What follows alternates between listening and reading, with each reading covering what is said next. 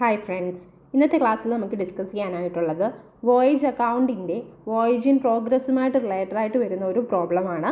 Illustration 3 ആണ് ഇന്ന് discuss ചെയ്യുന്നത്. ഇല്ലുസ്ട്രേഷൻ 3യുടെ ക്വസ്റ്റ്യൻ നോക്കാം. Great India Shipping Company Limited of Mumbai acquired a new ship MV Samudra at a cost of ₹37,50,000. First സെൻറ്റൻസിൽ എന്താ പറയുന്നത്? മുംബൈയിലുള്ള Great India Shipping Company Limited ഒരു പുതിയ ഷിപ്പ് വാങ്ങിച്ചു. അതിൻ്റെ പേര് MV സമുദ്ര എന്നാണ്. അതിൻ്റെ കോസ്റ്റ് പ്രൈസ് എത്രയാണെന്നുള്ള ഡീറ്റെയിൽ നമുക്ക് ഫസ്റ്റ് സെൻറ്റൻസിൽ തന്നിട്ടുണ്ട്. 37,50,000 കോസ്റ്റ് പ്രൈസ് ഉള്ള ഷിപ്പാണ് വാങ്ങിച്ചത്. ഈ ഒരു എമൗണ്ട് നമുക്ക് ആവശ്യമാണ്. എന്തിനു വേണ്ടിയാണ്? ഇൻഷുറൻസ് ഓൺ ഷിപ്പോ അല്ലെങ്കിൽ ഡിപ്രീസിയേഷൻ ഓൺ ഷിപ്പോ ഒക്കെ കാൽക്കുലേറ്റ് ചെയ്യുന്നത് ഈ ഒരു പ്രൈസിൻ്റെ ബേസിൽ, ഈ ഒരു കോസ്റ്റ് പ്രൈസിൻ്റെ ബേസിലായിരിക്കും അല്ലേ. ഇനി അടുത്ത സെൻറ്റൻസ് എന്താ പറയുന്നത്? The ship was ready for service on 1 April 2020. 1 April 2020 ship എന്തിനു വേണ്ടി റെഡി ആയെന്നാണ് പറയുന്നത്? ഒരു ജേർണി സ്റ്റാർട്ട് ചെയ്യാനായിട്ട് റെഡിയായി, സർവീസിന് റെഡിയായെന്നാണ് പറയുന്നത്. അപ്പോൾ നമ്മുടെ ഡേറ്റ് ഓഫ് ഡിപ്പാർച്ചർ 1 April 2020, അല്ലെങ്കിൽ ജേർണി സ്റ്റാർട്ട് ചെയ്യുന്ന പർട്ടിക്കുലർ ഡേറ്റ് ആണ് തന്നിരിക്കുന്നത്. ഇനി ക്വസ്റ്റ്യൻ ഫുൾ വായിക്കുമ്പോൾ അതിൻ്റെ ഇടയിൽ നമുക്ക് കിട്ടും എന്നാണ് ഈ ഒരു ജേർണി കംപ്ലീറ്റ് ആയതെന്ന്, അല്ലെങ്കിൽ ആ ഒരു പർട്ടിക്കുലർ ഡേറ്റ് കിട്ടും. അപ്പോൾ എത്രയാണ് ഡ്യൂറേഷൻ എന്നുള്ളത് അങ്ങനെ നമുക്ക് മനസ്സിലാക്കാം. അപ്പോൾ എന്ന് ജേർണി സ്റ്റാർട്ട് ചെയ്യുന്നു? 1 April 2020. അടുത്ത sentence, an insurance policy was taken at 2% per annum on the ship. ഷിപ്പിന് നമ്മൾ എന്ത് ചെയ്തു? ഒരു ഇൻഷുറൻസ് പോളിസി എടുത്തു. അതിൻ്റെ എങ്ങനെയാണ് റേറ്റ് വരുന്നത്? 2% പെർ ആനം. 1 ഇയറിലേക്ക് 2% ആണ്. ഷിപ്പിനാണ് ഇൻഷുറൻസ് പോളിസി എടുത്തിരിക്കുന്നത്. അപ്പോൾ ഷിപ്പിൻ്റെ കോസ്റ്റ് ഓൾറെഡി ഫസ്റ്റ് സെൻറ്റൻസിൽ പറഞ്ഞു 37,50,000. അപ്പോൾ അതിൻ്റെ 2% ഡയറക്റ്റ് എടുത്താൽ മതി. 2% എടുക്കുമ്പോൾ പെർ ആനമാണ്. 1 ഇയറിലേക്കാണ് 2%. നമുക്ക് 1 ഇയറിൻ്റെ ഒന്നും ആവശ്യമില്ല. ഈ ഒരു പർട്ടിക്കുലർ വോയേജ് എത്ര മാസത്തേനാണോ അത്രയും മാസത്തേന് മാത്രം കാൽക്കുലേറ്റ് ചെയ്ത് ഡെബിറ്റ് ചെയ്താൽ മതി. അതിൻ്റെ കൂടെ തന്നെ അടുത്തൊരു പോയിൻ്റ് കൂടെ പറയുന്നുണ്ട്. Freight was insured at 10,000 rupees per annum. 1 ഇയറിലേക്കാണ്. പെർ ആനം 10,000 ആണെന്നാണ് പറഞ്ഞിരിക്കുന്നത്. അതും ഇതേപോലെ 10,000 ടോട്ടൽ എമൗണ്ടാണ് തന്നേക്കുന്നത്. പ്രത്യേകിച്ച് കാൽക്കുലേറ്റ് ചെയ്യുന്നൊന്നും വേണ്ട. 1 ഇയറിലേക്ക് 10,000 എന്ന് തന്നു. നമ്മുടെ പർട്ടിക്കുലർ വോയേജ് എത്ര നാളത്തേനാണെന്ന് കണ്ടുപിടിക്കുക. എന്നിട്ട് ആ ഒരു പർട്ടിക്കുലർ വോയേജിൻ്റെ ആ മന്തിലേക്ക് അതിനെ കൺവേർട്ട് ചെയ്ത് എടുത്താൽ മതിയാവും. അപ്പോൾ ഇവിടെ നോർമലി നമ്മുടെ ക്വസ്റ്റ്യനിൽ നേരത്തെ 1-2 ക്വസ്റ്റ്യൻ നമ്മൾ ഡിസ്കസ് ചെയ്തതിൻ്റെ അകത്ത് ഫ്രൈറ്റൊക്കെ നോർമലി ഫ്രൈറ്റിന് ഇൻഷുറൻസ് കാൽക്കുലേറ്റ് ചെയ്യുന്നത് നോർമലി ഫ്രൈറ്റ് പ്ലസ് പ്രൈമേജിൻ്റെ പെർസെൻറ്റേജ് നമുക്ക് തന്നിട്ട് പെർസെൻറ്റേജ് വെച്ച് നമ്മൾ കാൽക്കുലേറ്റ് ചെയ്തെടുക്കുമായിരുന്നു. ഇവിടെ പക്ഷേ അതല്ല, ഡയറക്റ്റ് എമൗണ്ട് തന്നിട്ടുണ്ട്. അപ്പോൾ ഈ ഒരു കേസിൽ ഇൻഷുറൻസ് ഓൺ ഫ്രൈറ്റിനെ നമ്മളിവിടെ എടുക്കേണ്ടത് here taken as standing charges. നമുക്ക് വോയേജ് ഇൻ പ്രോഗ്രസ്സുമായിട്ട് ബന്ധപ്പെട്ട് വരുമ്പോൾ അതൊന്നുകൂടെ പറയാം. നമ്മൾ പ്രീവിയസ് ക്ലാസ്സിൽ ഫ്രൈറ്റ് റിലേറ്റഡ് ആണോ എക്സ്പെൻസ്, അല്ല ഫ്രൈറ്റുമായിട്ട് റിലേറ്റഡ് അല്ലാത്ത എക്സ്പെൻസ് ആണോ എന്നൊക്കെ നമ്മൾ സ്റ്റാൻഡിങ് ചാർജസ് ആയിട്ടാണോ ഇൻഷുറൻസ് ഓൺ ഫ്രൈറ്റിനെ എടുക്കേണ്ടത് എന്ന് പറഞ്ഞിരുന്നു. അതുകൊണ്ടാണ് വീണ്ടും ഒന്നുകൂടെ പറഞ്ഞത്. If insurance premium on freight is paid on time basis policy then it is taken ആ സ്റ്റാൻഡിങ് എക്സ്പെൻസ് നമ്മൾ ഓൾറെഡി പ്രീവിയസ് ക്ലാസ്സിൽ പറഞ്ഞാണ്. അപ്പോൾ ഇവിടെ എന്താണ്, നോർമലി ഒരു വോയേജ് അക്കൗണ്ടിൽ കൊണ്ട് ഡെബിറ്റ് ചെയ്യുമ്പോൾ നമുക്കൊന്നും പ്രത്യേകിച്ചൊന്നും വലിയ അഡ്ജസ്റ്റ്മെൻ്റ് ഒന്നും ഇല്ല. 10,000 പെർ ആനം 1 ഇയറിലേക്ക് 10,000 തന്നിട്ടുണ്ടെങ്കിൽ എത്ര നാളത്തേനാണോ ഇൻഷുറൻസ് നമ്മുടെ വോയേജ് വരുന്നത് അത്ര നാളത്തേന് മാത്രം ഈ 10,000 കൺവേർട്ട് ചെയ്ത് ഡെബിറ്റ് ചെയ്താൽ മതി. പിന്നീട് വോയേജ് ഇൻ പ്രോഗ്രസ് കാൽക്കുലേറ്റ് ചെയ്യുമ്പോൾ ഇതിൻ്റെ അഡ്ജസ്റ്റ്മെൻറ്റ് ഇതൊരു ഫ്രൈറ്റ് റിലേറ്റഡ് എക്സ്പെൻസ് അല്ല, സ്റ്റാൻഡിങ് എക്സ്പെൻസ് ആയിട്ട് എടുക്കാനായിട്ട് ശ്രദ്ധിക്കണം. അതാണ് പറഞ്ഞ പോയിന്റ്. ഇനി അടുത്ത സെൻറ്റൻസ് എന്താ? During 3 months ended 13th June 2020 the ship completed 1 round trip to Kolkata and was half through the second trip single way to Kolkata. അപ്പോൾ ഇവിടെ 3 മാസത്തേനാണ് ജേർണി നടത്തിയിരിക്കുന്നത് എന്നുള്ള കാര്യം അടുത്ത സെൻറ്റൻസിൽ നിന്ന് ക്ലിയർ ആണ് അല്ലേ. 1 April 2020 ജേർണി സ്റ്റാർട്ട് ചെയ്തു എന്ന് പറയുന്നുണ്ട്, സർവീസിന് റെഡിയായെന്ന് പറയുന്നു. അങ്ങനെയെങ്കിൽ April full, May June, April May June എന്ന് പറയുന്ന 3 months ഫുള്ളാണ് ജേർണി നടന്നിരിക്കുന്നത്. അപ്പോൾ 3 months കഴിയുന്നത് ഏത് ഡേറ്റ് വരും? 13th June 2020 1 April 2020 മുതൽ 13th June 2020 വരെയാണ് ഇവിടുത്തെ പർട്ടിക്കുലർ വോയേജ് എന്ന് ക്ലിയർ ആയിട്ട് ഈ ഒരു സെൻറ്റൻസിൽ നിന്ന് മനസ്സിലാകും. അങ്ങനെ ഒരു കേസിൽ ഈ ഒരു ഷിപ്പിൻ്റെ നേച്ചർ അത് ഈ ഒരു എങ്ങനെയാണ് ഇതിൻ്റെ ഒരു വോയേജ് ഇൻ പ്രോഗ്രസ്സുമായി ബന്ധപ്പെട്ട കാൽക്കുലേഷനൊക്കെ വരുന്നത്, ഇത് ഏത് ടൈപ്പ് ഷിപ്പിൻ്റെ ആ ഒരു ട്രിപ്പ് എങ്ങനെയുള്ളതാണെന്നാണ് അടുത്ത സെൻറ്റൻസിൽ പറയുന്നത്. The ship completed 1 round trip to Kolkata. കൊൽക്കത്തയിലേക്കുള്ള ഒരു റൗണ്ട് ട്രിപ്പ് കംപ്ലീറ്റ് ചെയ്തു. കൊൽക്കത്തയിലേക്കുള്ള ഒരു ട്രിപ്പ് കംപ്ലീറ്റ് ചെയ്തു എന്ന് പറഞ്ഞാൽ അടുത്ത സെൻറ്റൻസുകൾ വായിക്കുമ്പോൾ മനസ്സിലാകും ഇത് എവിടെ നിന്നാണ് സ്റ്റാർട്ട് ചെയ്യുന്നത് എന്നുള്ളത് മനസ്സിലാക്കുക. അപ്പോൾ കൊൽക്കത്തയിലേക്കുള്ള ഒരു ട്രിപ്പ് കംപ്ലീറ്റ് ചെയ്തെന്ന് പറഞ്ഞാൽ ടു കൊൽക്കത്ത, അല്ലെങ്കിൽ തിരിച്ച് കൊൽക്കത്തയിലേക്കുള്ള മുംബൈ ടു കൊൽക്കത്ത ആണെങ്കിൽ മുംബൈ ടു കൊൽക്കത്ത, കൊൽക്കത്ത ടു മുംബൈ എന്നുള്ള കാര്യം കംപ്ലീറ്റ് ചെയ്തു. 1 round ട്രിപ്പ് കംപ്ലീറ്റ് ചെയ്തു. And was half through the second trip. ഇനി ഒരു സിംഗിൾ വേയുടെ വരുന്ന കേസാണ്. And single way to Kolkata. അതായത് നമ്മുടെ ഈ ഒരു ക്വസ്റ്റ്യനിൽ താഴോട്ടുള്ള ഭാഗങ്ങളിൽ നിന്ന് നിങ്ങൾക്ക് മനസ്സിലാകും മുംബൈ, കൊൽക്കത്ത എന്നൊക്കെയുള്ള കാര്യങ്ങൾ അവിടെ പറയുന്നത് കൊണ്ട് എങ്ങനെയാണ് ജേണി പോകുന്നത്, ഇവിടുത്തെ ഒരു ജേണി എങ്ങനെയാണ് അതിൻ്റെ ഒരു പർട്ടിക്കുലർ റൂട്ട് വരുന്നത് എന്നുകൂടെ നമ്മളൊന്ന് മനസ്സിലാക്കുന്നത് നല്ലതായിരിക്കും. അപ്പം മുംബൈ ടു കൊൽക്കത്ത, പിന്നെ എന്ത് ചെയ്യുന്നു, ഒരു വോയേജ് കംപ്ലീറ്റ് ആവണമെങ്കിൽ അവിടെ എന്ത് വേണം, റിട്ടേൺ ജേണി വേണം അല്ലേ, കൊൽക്കത്ത ടു മുംബൈ. അപ്പോൾ ഒരു 1 റൗണ്ട് ട്രിപ്പ് ഇവിടെ കൊണ്ട് കഴിഞ്ഞില്ലേ, ഇവിടെ 1 റൗണ്ട് ട്രിപ്പ്, ഇവിടെ 1 റൗണ്ട് ട്രിപ്പ് ഇവിടെ കൊണ്ട് കഴിഞ്ഞു. ഇനി വീണ്ടും എന്ത് ചെയ്യുന്നുണ്ട്, ഒരു സിംഗിൾ വേ ഇവിടെ ഉണ്ടെന്ന് ഓർക്കുക. ആ സിംഗിൾ വേ ആണ് ഇവിടെ ഇൻകംപ്ലീറ്റ്. മുംബൈ ടു കൊൽക്കത്ത എന്നുള്ള വീണ്ടും ഒരു സിംഗിൾ വേയുടെ കംപ്ലീറ്റ് ആകുമായിരുന്നെങ്കിൽ 1 round trip and single way എന്നുള്ള ഒരു കേസാണിത്.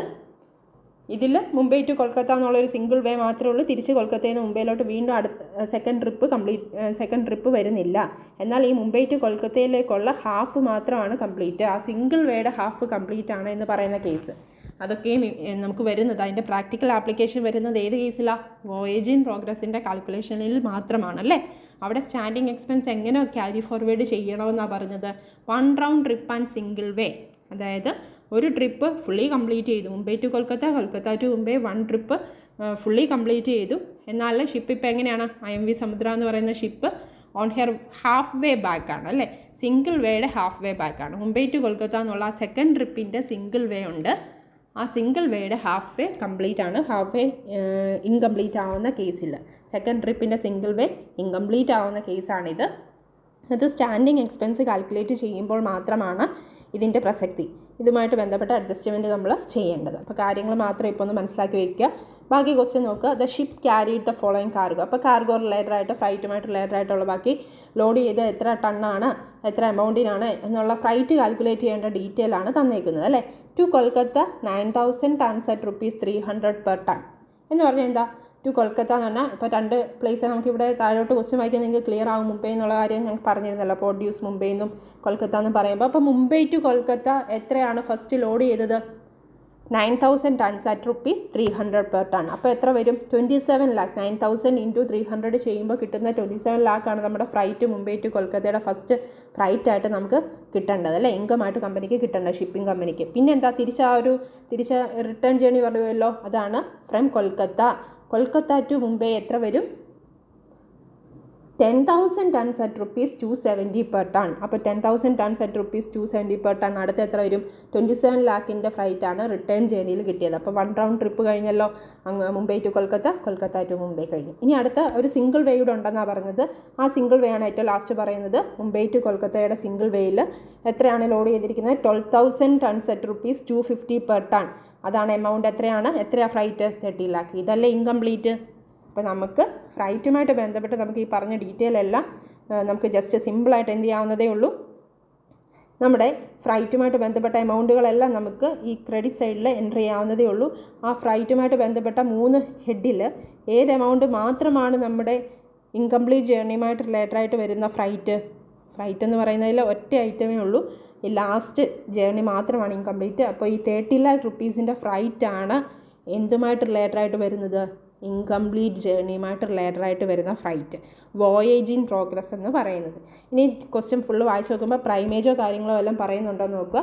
അതുകൂടെ ചേർത്തുള്ള എമൗണ്ടിനെയാണ് നമ്മൾ എന്ത് ചെയ്യേണ്ടത്, ഈ ഒരു പ്രൊവിഷനിലേക്ക് മാറ്റേണ്ടത്. ഈ ഒരു ക്വസ്റ്റ്യനിൽ പ്രൈമേജോ ഡീറ്റെയിലോ ഒന്നും പ്രത്യേകിച്ച് പറയുന്നില്ല. ക്വസ്റ്റ്യൻ എന്നാലും നമുക്ക് ബാക്കി വായിച്ച് നോക്കാം. അപ്പോൾ നമ്മളിപ്പോൾ പറഞ്ഞത് എങ്ങനെ ഫ്ലൈറ്റ് കാൽക്കുലേറ്റ് ചെയ്യണം, അല്ലെങ്കിൽ നോർമലി എത്രയാണ് കാർഗോ ലോഡ് ചെയ്യുന്നത്, അത് പെർ ടണ്ണിന് എത്രയാണ് എമൗണ്ട് വരുന്നതെന്ന് വരെയാണ് ഡിസ്കസ് ചെയ്തത്. അടുത്ത എന്താണ്, 5% commission was paid to agents in addition to 1% address commission. 2 കാര്യങ്ങളാണ് പറഞ്ഞേക്കുന്നത്. ഏജൻറ്റിന് ഒരു 5% കമ്മീഷൻ കൊടുക്കുന്നത് എന്ന് വെച്ചാൽ എന്താ, ബ്രോക്കറേജ് ആണല്ലേ. ഏജൻറ്റിന് കൊടുക്കുന്ന കമ്മീഷൻ ബ്രോക്കറേജ് ആണ്. അപ്പോൾ ഇവിടെ ഒരു 5% ബ്രോക്കറേജ് ഉണ്ട്. പിന്നെ അഡ്രസ് കമ്മീഷനായിട്ട് ചാർട്ടേഴ്സിന് കൊടുക്കുന്ന 1% അഡ്രസ് കമ്മീഷനും ഉണ്ട്. അപ്പോൾ 2 കമ്മീഷനും ഇവിടെ പറഞ്ഞിട്ടുണ്ട്. 5% ബ്രോക്കറേജും 1% അഡ്രസ് കമ്മീഷനും. ഏതിനാണ് കാൽക്കുലേറ്റ് ചെയ്യുന്നത്, തീർച്ചയായിട്ടും റേറ്റ് മാത്രം തന്നാൽ മതി, പെർസെൻറ്റേജ് മാത്രം തന്നാൽ മതി. അഡ്രസ് കമ്മീഷനും ബ്രോക്കറേജും ഒക്കെ ഫ്രൈറ്റ് റിലേറ്റഡ് എക്സ്പെൻസ് ആണ്. റേറ്റ് മാത്രം പറഞ്ഞാൽ മതി. ഫ്രൈറ്റ് പ്ലസ് പ്രൈമേജ് എത്ര വരുമോ, ടോട്ടൽ ഫ്രൈറ്റ് പ്ലസ് പ്രൈമേജ് എത്ര വരുമോ അതിന് തന്നെ ഡയറക്റ്റ് കാണേണ്ട കാര്യമാണ്. ഇനി അടുത്ത സെൻറ്റൻസ് എന്താ, അത് എക്സ്പെൻസസ് വേർ ആസ് ഫോളോസ്. കുറേ എക്സ്പെൻസോട് താഴോട്ട് തന്നിട്ടുണ്ട് ഈ ഒരു വോയേജുമായിട്ട് ബന്ധപ്പെട്ട് വരുന്നത്. ഒന്ന് salaries and wages of crew, fuel, sundry stores, port ഡ്യൂസിൻ്റെ ടോട്ടലാണ് 1,20,000. ഡീറ്റെയിൽ ആയിട്ട് പറയുന്നുണ്ട്. മുംബൈയിൽ ഒരു 70,000 ഇൻക്വയർ ചെയ്തിട്ടുണ്ട്. കൊൽക്കത്തയിലാണ് ബാക്കി 50,000 ഇൻക്വയർ ചെയ്ത്. ഡീറ്റെയിൽ ആവശ്യമുണ്ട്.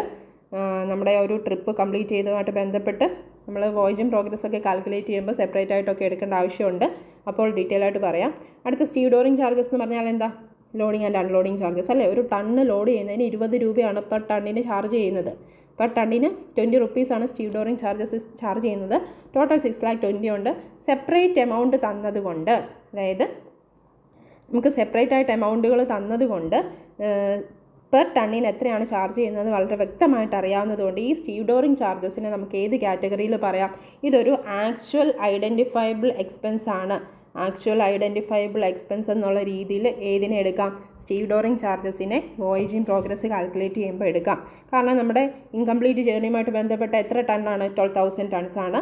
ഇൻകംപ്ലീറ്റ് ജേർണി എന്ന് പറയുന്നത് ഏതാ? ലാസ്റ്റ് ട്രിപ്പ് മുംബൈ ടു കൊൽക്കത്തയുടെ സെക്കൻഡ് ട്രിപ്പിൻ്റെ സിംഗിൾ വേ മുംബൈ ടു കൊൽക്കത്തയല്ലേ? അതിൻ്റെ എത്രയാണ് ടണ്ണ്? 12,000 ടൺസ് ആണ്. അപ്പോൾ അതിന് എത്ര സ്റ്റീവഡോറിങ് ചാർജസ് വരും? പെർ ടണ്ണിന് 20 അല്ലേ? മാറ്റമൊന്നുമില്ല. ഇൻറ്റു 20. അപ്പോൾ 2,40,000 എന്ന് പറയുന്ന ആ ഒരു എമൗണ്ട് എന്തുമായിട്ട് ബന്ധപ്പെട്ടാണെന്ന് മനസ്സിലാക്കാം. സ്റ്റീവഡോറിങ് ചാർജസ് എന്ന് പറയുന്ന 2,40,000 എന്തുമായിട്ട് മാത്രം റിലേറ്റഡാണ്? ഈ ഇൻകംപ്ലീറ്റ് ജേർണി വോയേജും പ്രോഗ്രസ്സുമായിട്ട് റിലേറ്റഡായിട്ട് വരുന്ന വോയേജും പ്രോഗ്രസ്സിൻ്റെ കാൽക്കുലേഷനിൽ ആക്ച്വൽ ഐഡൻറ്റിഫയബിൾ എക്സ്പെൻസ് ആയിട്ട് വരേണ്ട എമൗണ്ട് ആണെന്ന് മനസ്സിലാക്കാൻ പറ്റും. ക്ലിയർ ആണല്ലോ? അപ്പോൾ ഇങ്ങനെ പെർ ടണ്ണൊക്കെ കാൽക്കുലേറ്റ് ചെയ്തെടുക്കാൻ പറ്റുന്ന കേസിൽ അതിനെ എന്തായിട്ട് അങ്ങ് എടുത്തേക്കുക? ആക്ച്വൽ ഐഡൻറ്റിഫയബിൾ എക്സ്പെൻസ് ആയിട്ട് എടുത്ത് ഡയറക്റ്റ്ലി കാൽക്കുലേറ്റ് ചെയ്യാനായിട്ട് ശ്രദ്ധിക്കുക. അടുത്ത ഐറ്റം ഏതാ? Share of over head for the ship four the period. Four the period എന്ന് പറയുന്നുണ്ട്. പർട്ടിക്കുലർ പീരീഡിലേക്ക് മൊത്തത്തിൽ എത്രയാണ് ഷെയർ ഓഫ് ഓവർ ഹെഡ്? എത്രയാണ്? എക്സ്പെൻസ് ആണ്. ഓവർ ഹെഡ് എന്ന് പറഞ്ഞാൽ ഇൻഡയറക്റ്റ് എക്സ്പെൻസുകളാണ്. ഇൻഡയറക്റ്റ് എക്സ്പെൻസിൻ്റെ എമൗണ്ട് എത്ര വരുന്നുണ്ട്? 2,50,000 എക്സ്പെൻസ് ആണ്. ഡെബിറ്റ് ചെയ്താൽ മതി. ഇനി ലാസ്റ്റ് ഒരു സെൻറ്റൻസ് കൂടെയുണ്ട്, മിസ്സാവരുത്. Provide depreciation for the period ആയിട്ട് 5% പെർ ആനം. 1 ഇയറിലേക്കാണ് 5% ഡിപ്രീസിയേഷൻ കാൽക്കുലേറ്റ് ചെയ്യാൻ പറയുന്നുണ്ട്. ഷിപ്പിൻ്റെ ഡിപ്രീസിയേഷനാണ് ഉദ്ദേശിക്കുന്നത്. 5% ഏതിന് കാൽക്കുലേറ്റ് ചെയ്യണം? കോസ്റ്റ് ഓഫ് ദ ഷിപ്പ് എത്രയായിരുന്നു? 37,50,000. ക്വസ്റ്റ്യൻ തുടങ്ങിയപ്പോൾ നമ്മൾ പറഞ്ഞില്ല ഫസ്റ്റ് സെൻറ്റൻസ് ആയിട്ട് 37,50,000 കോസ്റ്റുള്ള ഷിപ്പാണ് വാങ്ങിയത്. അതിൻ്റെ 5% എത്ര നാളത്തേന്? 3 മാസത്തേന് അല്ലേ? 3/12 കാൽക്കുലേറ്റ് ചെയ്യണം. അപ്പോൾ 5% എത്ര നാളത്തേന് കാൽക്കുലേറ്റ് ചെയ്യുക? 3/12. എല്ലാം നമ്മുടെ എക്സ്പെൻസ് 1 ഇയറിലേക്ക് തന്നത് മുഴുവൻ നമ്മൾ എന്ത് ചെയ്തേക്കുക? 5% എന്നുള്ളത് മാത്രമല്ല, പെർ ആനം തരുന്നതെല്ലാം തന്നെ നമ്മൾ എന്ത് ചെയ്തേക്കണം? ഇൻറ്റു 3/12 ആയിട്ട് മാറ്റിയെടുക്കണം. ഇൻറ്റു 3/12. ഇവിടെ നമ്മൾ താഴോട്ട് പ്രോബ്ലത്തിൽ 1/4 എന്ന് പറയുന്നുണ്ട്. ഈ 3/12 തന്നെ നമ്മൾ ചെറുതാക്കി എഴുതുമല്ലോ, വെട്ടി എഴുതുമല്ലോ. 1/4 എന്ന് വെട്ടി എഴുതിയിരിക്കുന്നതാണ് 3യുടെ ടേബിളിൽ. വെട്ടി 3 ഡിവൈഡ് ചെയ്യുമ്പോൾ 3 കൊണ്ട് ഡിവൈഡ് ചെയ്യുമ്പോൾ 1, 12/3 ചെയ്യുമ്പോൾ 4. അങ്ങനെയാണ് 1/4 എന്ന് എഴുതിയിരിക്കുന്നത്. എന്താ ഉദ്ദേശിക്കുന്നതെന്ന് വെച്ചാൽ ആ ഒരു 3 മന്ത്സിലേക്കാണ് ജേർണി കണ്ടക്ട് ചെയ്തിരിക്കുന്നത്. അതുകൊണ്ട് 3 മന്തിലേക്ക് കൺവേർട്ട് ചെയ്ത് എഴുതിയിരിക്കുന്നതാണ് ഇവിടെ 1/4 എന്നുള്ളത്. ഡൗട്ട് ആകാതിരിക്കാൻ പറഞ്ഞു എന്നേ ഉള്ളൂ. അപ്പോൾ ഇത്രയുമാണ് നമ്മുടെ ക്വസ്റ്റ്യനിൽ ഡീറ്റെയിൽഡ് ആയിട്ട് കാര്യങ്ങൾ പറയുന്നത്. ഇനി എന്താ പറഞ്ഞിരിക്കുന്നത്? Prepare voyage account for the period of 3 months ending 13th June 2020. അപ്പം ജൂൺ 30 അവസാനിക്കുന്ന ജേർണിയാണ്. 1st April തുടങ്ങും. 3 മന്ത്സിലേക്കുള്ള വോയേജ് അക്കൗണ്ട് നമ്മൾ പ്രിപ്പയർ ചെയ്യണം. ഇതാണ് നമ്മുടെ ക്വസ്റ്റ്യൻ ഫുൾ നമ്മളൊന്ന് ഡിസ്കസ് ചെയ്ത് കഴിഞ്ഞു. ഇനി നമുക്ക് എങ്ങനെയാണ് പ്രോബ്ലത്തിലോട്ട് ആ ഒരു വോയേജ് അക്കൗണ്ടിലോട്ട് വന്നിരിക്കുന്നതെന്നൊന്ന് ഡിസ്കസ് ചെയ്യാം. ഫസ്റ്റ് നമുക്ക് ഒരു വോയേജുമായിട്ട് ബന്ധപ്പെട്ട എന്തൊക്കെ അഡീഷണലായിട്ട് ഡീറ്റെയിൽ കൊടുക്കാൻ പറ്റുമോ അതെല്ലാം നമുക്ക് എന്ത് ചെയ്യാവുന്നതാണ്? ആ ഒരു ഹെഡിൽ അതിൻ്റെ first top of the voyage അക്കൗണ്ടിൽ ആഡ് ചെയ്യാവുന്നതാണ്. അത് ഗ്രേറ്റ് ഇന്ത്യ ഷിപ്പിംഗ് കമ്പനിയാണ് നമ്മുടെ കമ്പനി. വോയേജ് അക്കൗണ്ട് പ്രിപ്പയർ ചെയ്യുന്ന കമ്പനി. വോയേജ് അക്കൗണ്ട് എന്ന് കൊടുത്തു. MV സമുദ്ര ഷിപ്പിൻ്റെ പേര് കൊടുക്കുക. അതിൻ്റെ സ്റ്റാർട്ടിംഗ് ഡേറ്റും അറൈവൽ ഡേറ്റും മന്ത്സും ഒക്കെ നിങ്ങൾക്ക് ആഡ് ചെയ്യാവുന്നതേ ഉള്ളൂ. From 1st April 2020 to 13th June എന്നൊക്കെ പറഞ്ഞു 3 മന്ത്സിലേക്കുള്ളതാണെന്നുള്ള ഡീറ്റെയിലൊക്കെ കൊടുക്കാൻ പറ്റുന്ന ഡീറ്റെയിൽ എല്ലാം വോയേജ് അക്കൗണ്ടിൻ്റെ ഹെഡായിട്ട് കൊടുക്കുക.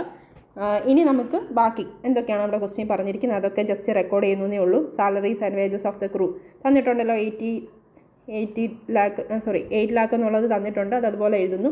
അടുത്തത് ഫ്യൂവൽ 4 lakh, സൺഡ്രി സ്റ്റോർസ് 80,000. ഇതെല്ലാം അതേപോലെ തന്നെ എഴുതി വെക്കുകയാണ്. പോർട്ട് ഡ്യൂസ് ടോട്ടൽ എത്രയാണ്? 1,20,000. സ്റ്റീവഡോറിങ് ചാർജസ് എത്രയാണ്? 20 per ton ആണ്. സ്റ്റീവഡോറിങ് ചാർജസ് 20 per ton ആകുമ്പോൾ എന്താണ് കാൽക്കുലേറ്റ് ചെയ്ത് സ്റ്റീവഡോറിങ് ചാർജസ് സ്റ്റീവഡോറിങ് ചാർജസ് 20 per ton എന്ന് പറഞ്ഞ് ടോട്ടൽ എമൗണ്ട് നമുക്ക് തന്നിട്ടുണ്ട്. 6,20,000 ടോട്ടൽ എമൗണ്ട് എഴുതുക. Over head 2,50,000. എല്ലാം നമുക്ക് ഇതെല്ലാം എഴുതിയിരിക്കുന്നത്. ഇപ്പോൾ ആദ്യത്തെ ഇത്രയും പറഞ്ഞ കാര്യങ്ങളെല്ലാം ജസ്റ്റ് ലിസ്റ്റ് ചെയ്ത് നമുക്ക് തന്നിരിക്കുന്നത് ജസ്റ്റ് കോപ്പി ചെയ്തു എന്ന് മാത്രമേ ഉള്ളൂ. താഴോട്ട് ഒരു അക്കൗണ്ടിലോട്ട് ഡെബിറ്റ് സൈഡിലോട്ട് റെക്കോർഡ് ചെയ്തു എന്ന് മാത്രമേ ഉള്ളൂ. ഇനി അടുത്തതാണ് ഓരോ കാൽക്കുലേഷൻ വരുന്നത്. ഒന്ന് ഏജൻറ്റിൻ്റെ കമ്മീഷൻ പറയുന്നുണ്ടല്ലേ, ബ്രോക്കറേജ് ആണ് 5%. എന്തിനാണ് ബ്രോക്കറേജും അഡ്രസ് കമ്മീഷനും ഏതിനെ ബേസ് ചെയ്ത് കാണണം? നമ്മുടെ ഫ്രൈറ്റിനെ ബേസ് ചെയ്ത് കാണണം. അതുകൊണ്ട് തന്നെ ഡെബിറ്റ് സൈഡിൽ ഇങ്ങനെ ഐറ്റംസ് എഴുതി തുടങ്ങിയെന്ന് പറഞ്ഞാലും നമ്മൾ ഫസ്റ്റ് പിന്നെ എന്തിലേക്ക് പോകുന്നതാണ് നല്ലത്? ക്രെഡിറ്റ് സൈഡിലുള്ള ഫ്രൈറ്റും പ്രൈമേജും ഒക്കെ എഴുതുന്നതാണ് നല്ലത്. നമ്മുടെ ക്വസ്റ്റ്യൻ ഫുള്ള് വായിച്ചപ്പോൾ നിങ്ങൾക്ക് മനസ്സിലായി കാണും. ഇവിടെ പ്രൈമേജിനെ പറ്റി ഡീറ്റെയിൽ ഒന്നും പറയുന്നില്ല. അപ്പോൾ ആകെ കൂടെ മെയിനായിട്ടുള്ള കമ്പനിയുടെ ഇൻകം ഫ്രൈറ്റ് മാത്രമാണ്. ഫ്രൈറ്റ് എവിടെ നിന്ന് കിട്ടും? ഫ്രൈറ്റ് ഇവിടെ ഡീറ്റെയിൽഡ് ആയിട്ട് പറയുന്നുണ്ട്. മുംബൈ ടു കൊൽക്കത്ത 9000 ടൺസ് 300 രൂപയ്ക്കാണ് ലോഡ് ചെയ്തത്. അപ്പോൾ എത്ര വന്നു? 27 lakh. നമ്മളവിടെ ഡിസ്കസ് ചെയ്തപ്പോൾ തന്നെ ഇതെല്ലാം പറഞ്ഞതാണ്. കൊൽക്കത്ത ടു മുംബൈ അടുത്ത ട്രിപ്പിൽ റിട്ടേൺ ജേണിയിൽ 10,000 ടൺസ് 270 per ടണ്ണിന് ചാർജ് ചെയ്തു. അപ്പോൾ ഫ്രൈറ്റ് എത്ര കിട്ടി? 27 lakh വീണ്ടും കിട്ടി. വീണ്ടും ഒരു സിംഗിൾ വേ കൂടെ ഉണ്ട്. ഇൻകംപ്ലീറ്റ് ജേണി ആയിട്ട് വരുന്ന ആ സിംഗിൾ വേ ആണ് ഏത്? 12,000 ടൺസ് ഇൻറ്റു 250 എന്ന് പറയുന്നത്. അതാണ് റിട്ടേൺ ജേണി, ഇൻകംപ്ലീറ്റ് ജേണി ആയിട്ട് വരുന്ന എമൗണ്ട് 30 lakh. ടോട്ടൽ എത്ര വന്നു? 84 lakh ആണ് നമ്മുടെ ഫ്രൈറ്റ്. പ്രൈമേജ് ഇല്ല, അതുകൊണ്ട് ആകെ 84 lakh മാത്രമേ ഉള്ളൂ. അപ്പോൾ ഈ 84 lakhനെ ബേസ് ചെയ്ത് കണ്ടുപിടിക്കുന്ന ഇവിടുത്തെ ഫ്രൈറ്റ് റിലേറ്റഡ് ആയിട്ട് ഇവിടെ വരുന്ന എക്സ്പെൻസ് ഏതൊക്കെയാണ്? അഡ്രസ് കമ്മീഷനും ബ്രോക്കറേജും മാത്രമേ ഉള്ളൂ. ഇവിടെ എന്ത് വരുന്നില്ല? ഇൻഷുറൻസ് ഓൺ ഫ്രൈറ്റ് വരുന്നില്ല. കാരണം ഇൻഷുറൻസ് ഓൺ ഫ്രൈറ്റ് ഇവിടെ ഫുൾ എമൗണ്ട് 10,000 per annum എന്ന് ഡയറക്റ്റ്ലി ഇങ്ങോട്ട് തന്നിരിക്കുവാണ് അല്ലേ. 1 yearലേക്ക് 10,000 എന്ന് തന്നിട്ടുണ്ട്. അപ്പോൾ ഈ 84 lakhനെ അഡ്രസ് കമ്മീഷനും ബ്രോക്കറേജ് മാത്രമാണ് ഈ 84 lakh ബേസ് ചെയ്ത് നമ്മൾ കണ്ടുപിടിക്കേണ്ടി വരുന്നത്. അപ്പോൾ ഫസ്റ്റ് കമ്മീഷൻ കണ്ടുപിടിച്ചു 5%. 84 lakhൻ്റെ 5% 4,20,000. അഡ്രസ് കമ്മീഷൻ 1% കൊടുത്താൽ മതി. അപ്പോൾ 84,000 തന്നെ വരുന്നു. ഇനി അടുത്ത ഇൻഷുറൻസിൻ്റെ ഡീറ്റെയിൽ നമുക്ക് ക്വസ്റ്റ്യനിൽ പറയുന്നുണ്ടായിരുന്നു അല്ലേ. ക്വസ്റ്റ്യൻ്റെ ഫസ്റ്റ് പാരഗ്രാഫിൽ തന്നെ പറഞ്ഞു പോകുന്ന കാര്യങ്ങളാണ്. ഇൻഷുറൻസ് ഓൺ ഫ്രൈറ്റ് 10,000 രൂപ 10,000 per annum എന്നാണ് നമ്മളോട് ഡീറ്റെയിൽ പറഞ്ഞു. Per annum. ആ പെർ ആനം എന്ന് പറയുന്നത് കൊണ്ട് തന്നെ നമുക്കിപ്പോൾ എത്ര നാളത്തേനുള്ളതാണ് നമ്മൾ കാൽക്കുലേറ്റ് ചെയ്യേണ്ടത്? 3 monthsലേക്കുള്ളതാണ് അല്ലേ. നമ്മൾ മുമ്പേ പറഞ്ഞല്ലോ 3/12 ഷോർട്ട് ചെയ്ത് എഴുതിയിരിക്കുന്നതാണ് 1/4. ചെറുതാക്കി വെട്ടി എഴുതിയിരിക്കുന്നതേ ഉള്ളൂ 1/4. അപ്പോൾ 10,000നെ 3 monthsലേക്ക് കാൽക്കുലേറ്റ് ചെയ്യണം. 10,000 ഇൻറ്റു 3/12 2,500. അടുത്ത ഇൻഷുറൻസ് ഏതാണ്? 37,50,000 എന്ന് പറയുന്നത് ഇൻഷുറൻസ് ഓൺ ഷിപ്പാണ്. ഇൻഷുറൻസ് അതിൻ്റെ കോസ്റ്റ് പ്രൈസ് ആണ് 37,50,000. അപ്പോൾ കോസ്റ്റ് ഓഫ് ദ ഷിപ്പിന് 2% ആണ് ഇൻഷുറൻസ് ചാർജ് ചെയ്യുന്നതെന്ന് പറഞ്ഞിട്ടുണ്ട്. കോസ്റ്റ് ഓഫ് ദ ഷിപ്പ് എത്രയാണ്? 37,50,000. 2% ആണ് ഇൻഷുറൻസ് ഓൺ ഷിപ്പ്. അതും ഇതുപോലെ പെർ ആനമാണ് 2%. അതുകൊണ്ട് 3 monthsലേക്ക് 3/12 അഥവാ 1/4 വെച്ച് കൺവേർട്ട് ചെയ്ത് എഴുതണം. അടുത്ത ഡിപ്രീസിയേഷൻ. ഡിപ്രീസിയേഷനും ഇതുപോലെ നമുക്ക് ഡീറ്റെയിൽ തന്നിട്ടുണ്ടായിരുന്നു. 1 yearലേക്കാണ് 5% ഡിപ്രീസിയേഷൻ. 5% ഏതിനാണ് ഡിപ്രീസിയേഷൻ ഓൺ ഷിപ്പ് കാൽക്കുലേറ്റ് ചെയ്യേണ്ടത്? 37,50,000 ഓൾറെഡി പറഞ്ഞാണല്ലോ. അതിൻ്റെ 5% കാണുക. 3 monthsലേക്ക് മാത്രം കാണുക. 3/12 എടുക്കുക, അല്ലെങ്കിൽ 1/4 എടുക്കുക. 46,875 എന്ന് കിട്ടും. അപ്പോൾ നമ്മുടെ ഒരു ക്വസ്റ്റ്യനുമായിട്ട് ബന്ധപ്പെട്ട് നമുക്ക് തന്നെ എല്ലാ ഇൻകവും, ഫ്രൈറ്റ് മാത്രമേ ഇവിടെ ഇൻകമായിട്ടുള്ളൂ, എല്ലാ ഇൻകവും ഇതുവരെ എല്ലാ എക്സ്പെൻസും നമ്മൾ റെക്കോർഡ് ചെയ്തു. നമ്മുടെ ക്വസ്റ്റ്യനിൽ പറയുന്നതനുസരിച്ച് പെർ ആനം പറഞ്ഞത് ആ ഒരു 3 monthsലേക്ക് മാറ്റി എഴുതിയെന്ന് മാത്രമേ നമ്മൾ ചെയ്തുള്ളൂ. അല്ല പെർസെൻറ്റേജ് കണ്ടുപിടിച്ച് എഴുതി എന്നുള്ളതേ നമ്മളിപ്പോൾ ചെയ്തുള്ളൂ. സിമ്പിളായിട്ട് നിങ്ങൾക്ക് ഈ 2 പാർട്ടും വോയേജ് ഇൻ പ്രോഗ്രസ്സിന് മുന്നേ വരെയുള്ള കാര്യങ്ങൾ വളരെ സിമ്പിളായിട്ട് നമ്മൾ നേരത്തെ ഇതിൻ്റെ അഡ്ജസ്റ്റ്മെൻറ്റുകൾ പറഞ്ഞിട്ട് വോയേജ് ഇൻ പ്രോഗ്രസ് ഇല്ലാത്ത പ്രോബ്ലംസ് ഡിസ്കസ് ചെയ്തതാണ്. അതേപോലെ തന്നെ ഇതും കംപ്ലീറ്റ് ചെയ്യാൻ പറ്റും.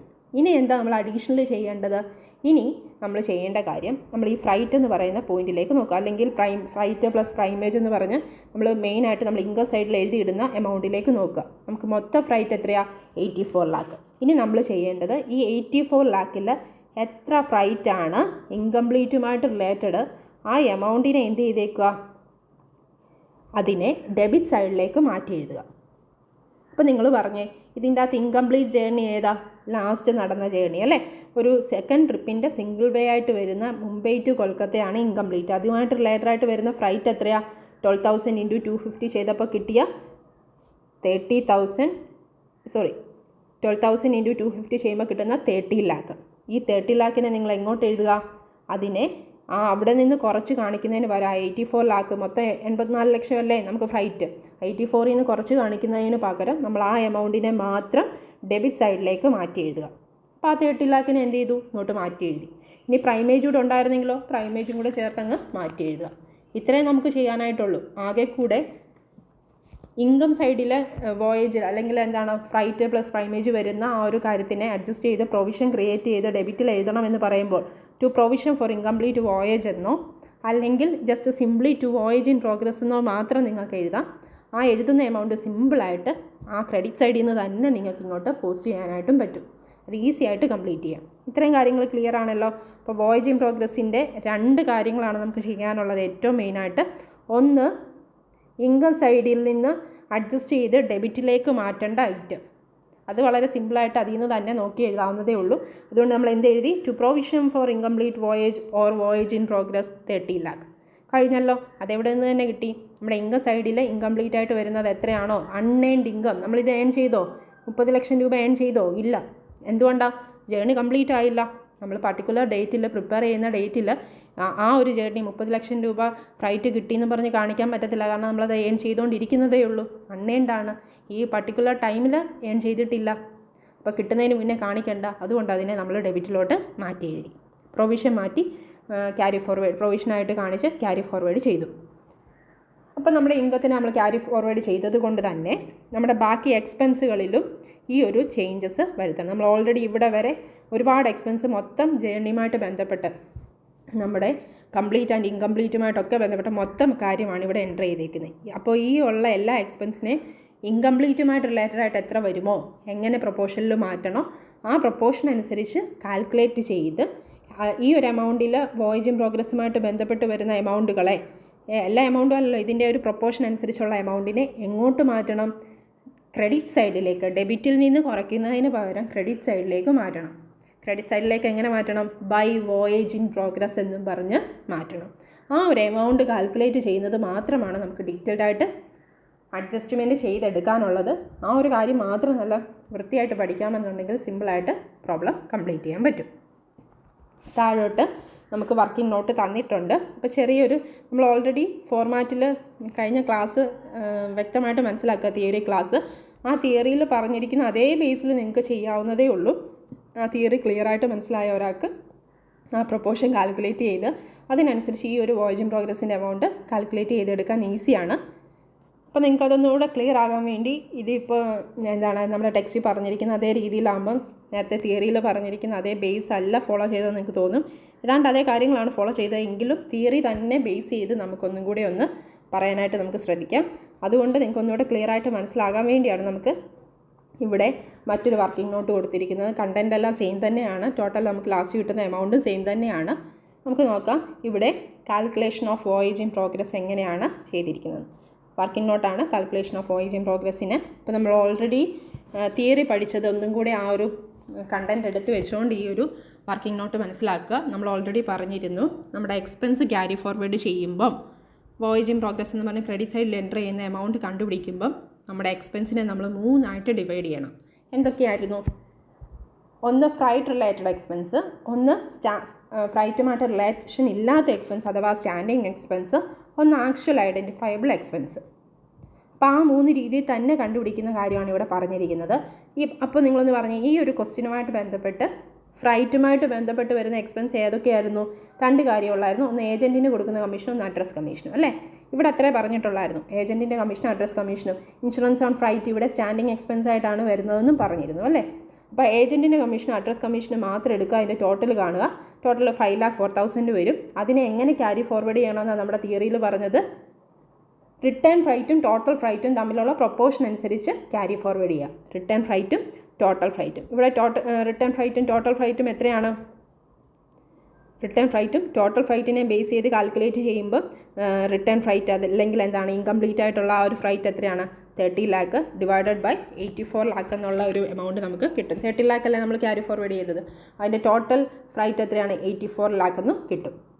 അപ്പോൾ amount to be carry forward ഈ ഒരു എക്സ്പെൻസിനെ എന്തിനെ ബേസ് ചെയ്ത് ക്യാരി ഫോർവേഡ് ചെയ്യണം? Return freight divided by total freight. Amount എത്ര വന്നു? 1,80,000. 1,80,000 ആണ് എമൗണ്ട് വരുന്നത് അല്ലേ? അപ്പോൾ ആ ഒരു വോയേജ് ഇൻ പ്രോഗ്രസ്സിലേക്കുള്ള ഒരു ഫസ്റ്റ് എമൗണ്ട് കിട്ടി. ഫസ്റ്റ് വൺ എന്നുള്ള ഒരു എമൗണ്ട് കിട്ടി. എത്രയാണ്? 1,80,000. ഈ 1,80,000 കഴിഞ്ഞു. ഇനി അടുത്ത എന്താണ്? സ്റ്റാൻഡിങ് എക്സ്പെൻസ് എന്നുള്ളതാണ്. നോൺ ഫ്രൈറ്റ് എക്സ്പെൻസ് ഇവിടെ എന്തൊക്കെ വരുന്നുണ്ടോ അതിനെ തന്നെ നമ്മൾ രണ്ടായിട്ട് ഡിവൈഡ് ചെയ്യണം അല്ലേ. നമ്മുടെ തിയറിയിൽ അങ്ങനെയാണ് പറഞ്ഞത്. ടിൽ ഡേറ്റിലേക്കുള്ള എക്സ്പെൻസ് ഏതൊക്കെയാണെന്നും ടോട്ടൽ വോയേജിലേക്കുള്ള എക്സ്പെൻസായിട്ട് തന്നിരിക്കുന്ന ഐറ്റംസ് എന്തൊക്കെയാണെന്നുള്ള രീതി രണ്ടായിട്ട് ഡിവൈഡ് ചെയ്യണം. ഒന്ന് ടിൽ ഡേറ്റ് എന്ന് പറഞ്ഞാൽ എന്താ, നമ്മുടെ വോയേജ് ഒരു ആകെ 3 മാസത്തേന് നടക്കുന്ന വോയേജ് അല്ലേ. ആ വോയേജിൽ നമുക്ക് ആ 3 മന്ത്സിലേക്ക് മാത്രമായിട്ട് തന്നിരിക്കുന്ന എക്സ്പെൻസ് ഏതൊക്കെയുണ്ടോ, സ്റ്റാൻഡിങ് എക്സ്പെൻസായിട്ട് വരുന്ന എക്സ്പെൻസ് ഏതൊക്കെയുണ്ടോ അതെല്ലാം ടിൽ ഡേറ്റിലേക്ക് എടുക്കുക. അപ്പോൾ ഞാൻ പറയാം, നിങ്ങളത് ടെക്സ്റ്റിലോ അല്ലെങ്കിൽ നിങ്ങൾ പ്രിപ്പയർ ചെയ്യുന്ന നോട്ടിലോട്ടോ ഒന്ന് നോട്ട് ചെയ്ത് പഠിച്ചാൽ മതി. ടിൽ ഡേറ്റിലേക്ക് വരുന്ന ഐറ്റംസ് ഏതൊക്കെയാണെന്നൊന്ന് ടിക്ക് ചെയ്ത് മാർക്ക് ചെയ്ത് പോയാൽ മതി.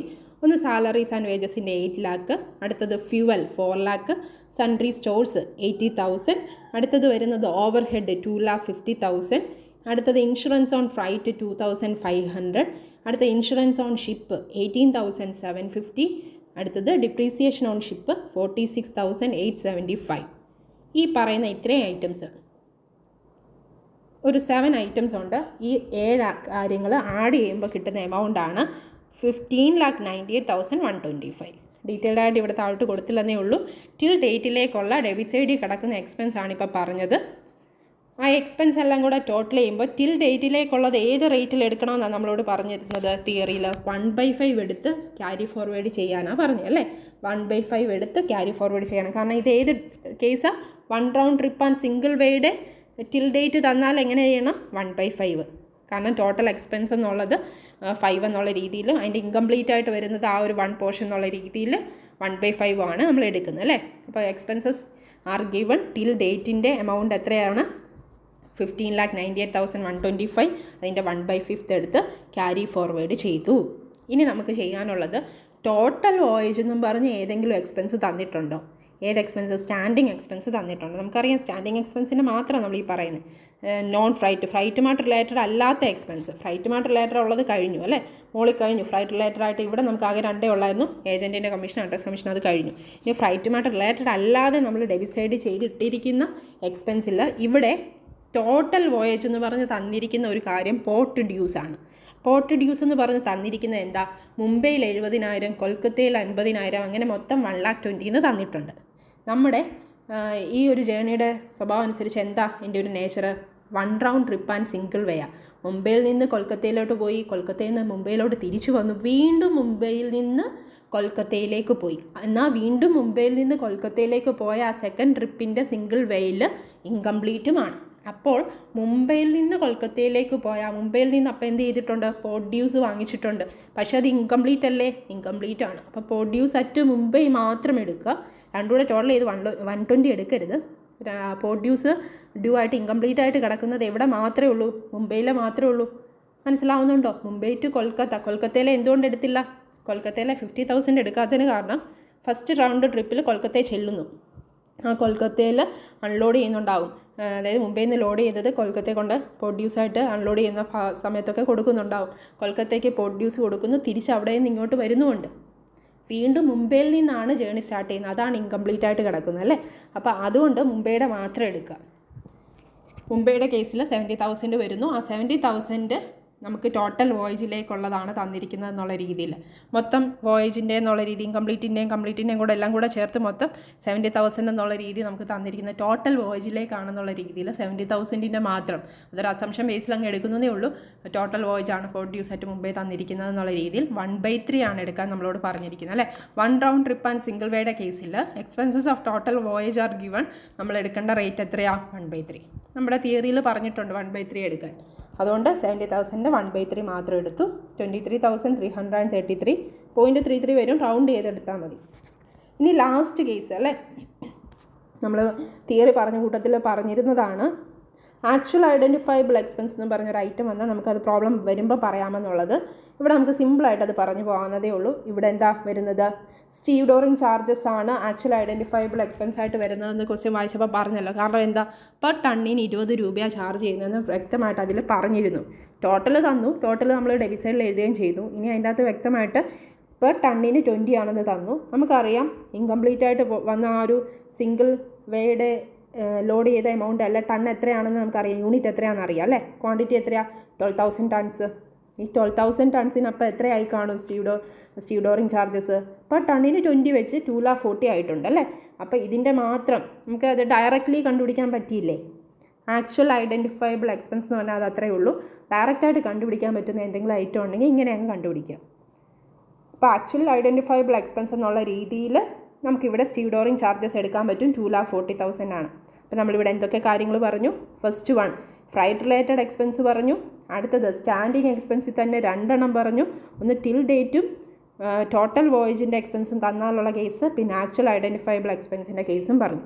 അങ്ങനെ വോയേജ് ഇൻ പ്രോഗ്രസ് നമുക്ക് എക്സ്പെൻസിൽ നിന്ന് ക്യാരി ഫോർവേഡ് ചെയ്യേണ്ട വോയേജ് ഇൻ പ്രോഗ്രസ്, അതായത് ക്രെഡിറ്റ് സൈഡിൽ കൊണ്ട് എൻട്രി ചെയ്യേണ്ട വോയേജ് ഇൻ പ്രോഗ്രസിൻ്റെ ടോട്ടൽ എമൗണ്ട് എത്രയാണ്? 7,62,958 കിട്ടും. ഇതൊന്ന് സെപ്പറേറ്റ് ആയിട്ട് കാൽക്കുലേഷൻ എഴുതിയെടുത്ത് നിങ്ങൾ പഠിച്ചാൽ മതി. ടെക്സ്റ്റിലും ഉണ്ട്. ടെക്സ്റ്റിൽ ചിലപ്പം എല്ലാം കൂടെ മിക്സ് ചെയ്ത് ഒരുമിച്ച് കിടക്കുന്നത് കൊണ്ട് ഡൗട്ട് വരാതിരിക്കാൻ സെപ്പറേറ്റ് ആയിട്ട് നോട്ട് തന്നു എന്ന് മാത്രമേ ഉള്ളൂ കേട്ടോ. അപ്പോൾ കാര്യങ്ങൾ ക്ലിയർ ആണെന്ന് വിചാരിക്കുന്നു. ആ ടോട്ടൽ എമൗണ്ട് എന്ത് ചെയ്തു? നമ്മുടെ ഈ ഒരു വോയേജ് അക്കൗണ്ടിലോട്ട് റെക്കോർഡ് ചെയ്തിരിക്കുന്നു എന്ന് മാത്രമേ ഉള്ളൂ. അപ്പോൾ വോയേജ് ഇൻ പ്രോഗ്രസ്സിലോട്ട് എന്ത് ചെയ്തു? ഈ എക്സ്പെൻസിൽ നിന്ന് ക്യാരി ഫോർവേഡ് ചെയ്യേണ്ട എമൗണ്ടിനെ നമ്മൾ എന്ത് ചെയ്തു? പ്രത്യേകം ഒരു വർക്കിംഗ് നോട്ട് എഴുതി കണ്ടുപിടിച്ച് വോയേജ് ഇൻ പ്രോഗ്രസ് 7,62,958 എന്ന് എഴുതി. ഇനി നമ്മൾ ഓൾറെഡി പറഞ്ഞാണ് ക്രെഡിറ്റ് സൈഡിൽ കിടക്കുന്ന ഇൻകംപ്ലീറ്റ് ആയിട്ടുള്ള ആ ജേണിയുടെ മാത്രം ഫ്രൈറ്റിനെ വോയേജ് ഇൻ പ്രോഗ്രസ് അല്ലെ പ്രൊവിഷൻ ഫോർ ഇൻകംപ്ലീറ്റ് വോയേജ് എന്നും പറഞ്ഞ് ഡെബിറ്റിലോട്ട് എഴുതി. വോയേജ് ഇൻ പ്രോഗ്രസ് കംപ്ലീറ്റ് ആയില്ലേ? വോയേജ് ഇൻ പ്രോഗ്രസ് എന്താ? ആക്ച്വലി വോയേജ് ഇൻ പ്രോഗ്രസ് എന്ന് പറഞ്ഞാൽ എന്തോ നമ്മൾ ചെയ്യുന്നത്? വോയേജ് ഇൻ പ്രോഗ്രസ് എന്ന് പറഞ്ഞാൽ പ്രത്യേകിച്ചൊന്നുമില്ല. ഇൻകംപ്ലീറ്റ് ജേർണിയുമായിട്ട് റിലേറ്റഡായിട്ട് വരുന്ന ഇൻകത്തിനെ മാറ്റി എഴുതുക, എക്സ്പെൻസിനെ മാറ്റി എഴുതുക, ക്യാരി ഫോർവേഡ് ചെയ്യുക. ഇൻകം സൈഡിൽ നിന്ന് കുറയ്ക്കുന്നതിന് പകരം ഡെബിറ്റ് സൈഡിൽ കൊണ്ട് എഴുതുക. എക്സ്പെൻസ് ആയിട്ടുള്ള ഡെബിറ്റ് സൈഡിൽ കിടക്കുന്ന ഐറ്റംസിനെ ആ ഡെബിറ്റ് സൈഡിൽ നിന്ന് കുറയ്ക്കുന്നതിന് പകരം അതിൻ്റെ എമൗണ്ട് കണ്ടുപിടിച്ച് ക്രെഡിറ്റ് സൈഡിൽ കൊണ്ട് എഴുതുക. ഇനി എന്താ നമ്മൾ ചെയ്യാനുള്ള ലാസ്റ്റ് സ്റ്റെപ്പ് ഒന്നുമില്ല. നമ്മൾ സാധാരണ രീതിയിൽ വോയേജ് ഇൻ പ്രോഗ്രസ് കൂടെ കണ്ടുപിടിച്ചതിന് ശേഷം നെറ്റ് പ്രോഫിറ്റ് കാണുക. ജസ്റ്റ് അക്കൗണ്ട് ബാലൻസ് ചെയ്യുക. ട്രൂ പ്രോഫിറ്റ് കിട്ടും. Net profit transfer to P&L account എന്ന് പറഞ്ഞ് എഴുതുക. ജസ്റ്റ് അക്കൗണ്ട് ബാലൻസ് ചെയ്ത് 33,20,833 ആണ് നമ്മുടെ ആക്ച്വൽ ഈ ഒരു പർട്ടിക്കുലർ വോയേജുമായിട്ട് റിലേറ്റഡ് ആയിട്ട് ആ ഒരു 3 മാസത്തേനുള്ള at the end of the ഡേറ്റിൽ അക്കൗണ്ട്സ് പ്രിപ്പയർ ചെയ്യുമ്പോൾ ഉള്ള ട്രൂ പ്രോഫിറ്റ് എന്ന് മനസ്സിലാക്കാനായിട്ട് പറ്റും. ഓക്കെ സ്റ്റുഡൻസ്, ഇതെല്ലാം പറഞ്ഞ കാര്യങ്ങളെല്ലാം ക്ലിയർ ആണെന്ന് വിചാരിക്കുന്നു. Okay, thank you.